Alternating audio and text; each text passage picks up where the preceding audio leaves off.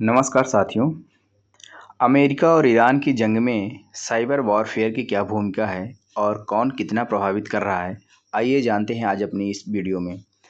जहां तक सैन्य ताकत की बात है तो अमेरिका और इजराइल यह बताने में संकोच नहीं करते कि वे ईरान पर कैसे हमला कर रहे हैं।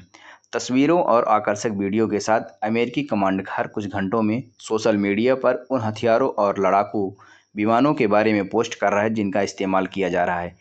लेकिन साइबर स्पेस में क्या हो रहा है, इस बारे में अमेरिका और इजराइल कहीं अधिक सतर्क हैं। कई घंटों की प्रेस कॉन्फ्रेंस, भाषणों और दर्जनों सोशल मीडिया पोस्ट के दौरान साइबर ऑपरेशनों का जिक्र बेहद कम है। लेकिन इस युद्ध में साइबर स्पेस की अहम भूमिका है। इसका संकेत यूएस सेंट्रल कमांड के कमांडर ने हाल ही में एक प्रेस अपडेट में दिया था। उन्होंने कहा, हम समुद्र की गहराइयों से लेकर अंतरिक्ष और साइबर स्पेस तक ईरान पर हमले जारी रखे हुए हैं। तो आइए ये जानने की कोशिश करते हैं कि किस तरह के साइबर ऑपरेशन किए जा रहे हैं और इससे नए दौर की जंग के बारे में क्या संकेत मिलता है। साइबर जासूसी और हैकिंग को युद्ध की तैयारी में तथा कथित प्री पोजिशनिंग में बड़ी भूमिका निभाने के लिए माना जाता है। पेंटागन में जॉइंट चीफ ऑफ स्टाफ के चेयरमैन ने एक प्रेस कॉन्फ्रेंस में बताया कि युद्ध के लिए महीनों और कुछ मामलों में सालों की योजना बनाई गई है। इसमें हमलों के लिए तथाकथित टारगेट सेट तैयार किए गए हैं। संभव है कि अमेरिका और इजराइल के हैकर किसी वास्तविक हमले की योजना बनने से बहुत पहले ही ईरान के अहम कंप्यूटर नेटवर्क में घुसपैठ कर चुके होते हैं। हवाई रक्षा प्रणाली या सैन्य संचार के पीछे काम करने वाले कंप्यूटर नेटवर्क इन हमलों का सबसे बड़ा लक्ष्य रहे होंगे।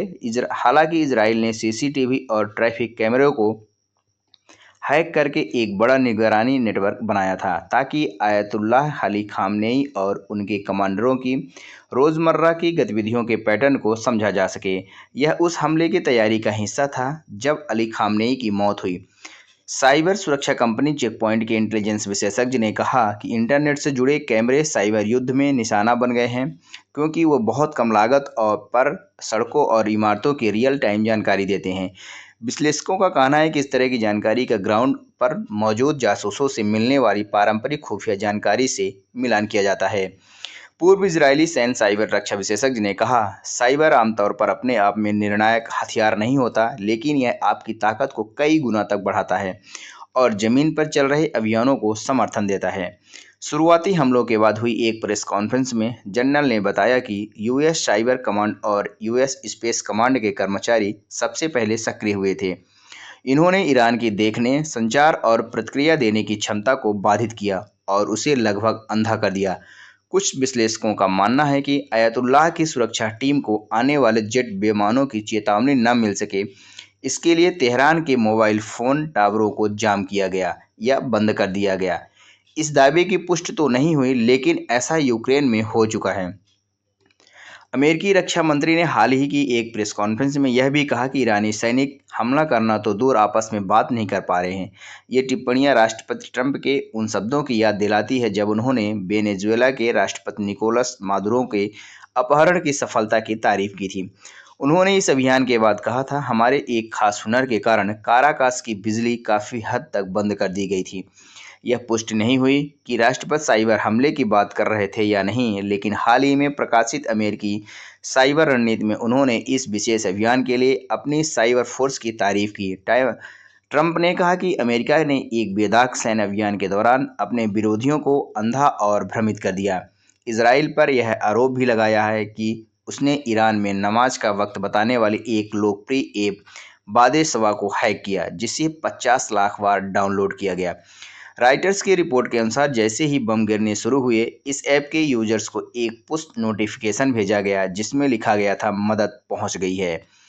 अमेरिकी रक्षा मंत्री ने इस हफ्ते कहा कि अमेरिका ने और सिस्टम खोजकर उन्हें नष्ट करने का अभियान जारी रखा है। युद्ध के इस चरण में साइबर की भूमिका और हो सकती है, जहां operative open source intelligence, satellite तस्वीरों के विश्लेषण और साइबर जासूसी का इस्तेमाल करके ईरान में सैन्य लक्ष्यों का पता लगा रहे हों। संभावना है कि इस काम में आर्टिफिशियल इंटेलिजेंस का भी बड़े पैमाने पर इस्तेमाल किया जा रहा हो। इसका एक संभावित संकेत भी मिला जब उन्होंने एक खुफिया अधिकारी की प्रशंसा की जिसे उन्होंने काम करते देखा था उन्होंने कहा, मैं एक युवा कर्नल से बात कर रहा था जो इस पर काम कर रहा है कि हम लक्ष्य कैसे तय करते हैं और ईरान जो करने की कोशिश कर रहा है उसके अलग अलग पहलुओं को कैसे खोजते हैं। अमेरिका और इजराइल का ईरान के खिलाफ बड़े साइबर हमला करने का लंबा इतिहास रहा, लेकिन दोनों देश इस बारे में बेहद गोपनीय रहते हैं। अगर कोई देश खुलकर अपनी क्षमताओं या विशेष अभियानों का विवरण देता है तो वह ऐसी तकनीक पहुंच के बिंदु या खुफिया स्रोत उजागर करने का जोखिम उठाता है जिन्हें विरोधी जल्दी बंद कर सकते हैं। उन्होंने आगे कहा, साइबर वार में किसी क्षमता की असली ताकत अक्सर इस बात पर निर्भर करती है कि दूसरा पक्ष ठीक से ना जान सके कि वह कैसे काम करती है। इसके बावजूद रॉयल यूनाइटेड सर्विसेज इंस्टीट्यूट की डॉक्टर लुइस मैरी ह्यूरल का कहना है कि अमेरिकी जितनी जानकारी सार्वजनिक कर रहा है उससे उन्हें कुछ हद तक हैरानी हुई, लेकिन उनका तर्क है कि इस युद्ध ने दिखाया है कि साइबर को पारंपरिक सैन्य कार्यवाही की तरह ही चर्चा में लाया जाना चाहिए ताकि संघर्ष से जुड़े नियम स्पष्ट रह सकें। उन्होंने कहा, यह हमारे लिए एक अवसर है, हम व्यापक सैन्य अभियानों और संकट की स्थितियों में साइबर से मिलने वाले समर्थन और रणनीतिक लाभ पर अधिक सार्वजनिक बहस ना करें। उन्होंने कहा, अगर साइबर को हमले का अभिन्न हिस्सा खुले तौर पर माना जाए तो इससे संघर्ष की परिभाषा जैसे सवाल और स्पष्ट हो सकते हैं। इस जंग का एक उलझाने वाला पहलू यह है कि साइबर क्षेत्र में ईरान की भूमिका अब तक काफ़ी हद तक दिखाई नहीं दी। ईरान को लंबे समय से एक सक्षम साइबर शक्ति माना जाता है। पश्चिमी साइबर सुरक्षा जगत सरकारों से जुड़े हैकरों की ओर से हमलों के लिए तैयार भी है, लेकिन अब तक गतिविधि बहुत कम दिखी है।